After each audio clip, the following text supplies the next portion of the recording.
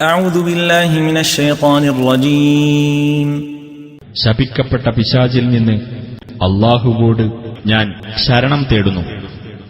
قل هلم شهداءكم الذين يشهدون أن الله حرم هذا فإن شهدوا فلا تشهد معهم ولا تتبع أهواء الذين كذبوا بآياتنا والذين لا يؤمنون بالآخرة وهم بربهم يعدلون.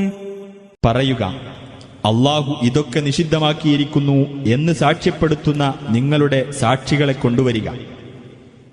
ഇനി അവർ കള്ളസാക്ഷ്യം വഹിക്കുകയാണെങ്കിൽ നീ അവരോടൊപ്പം സാക്ഷിയാകരുത്.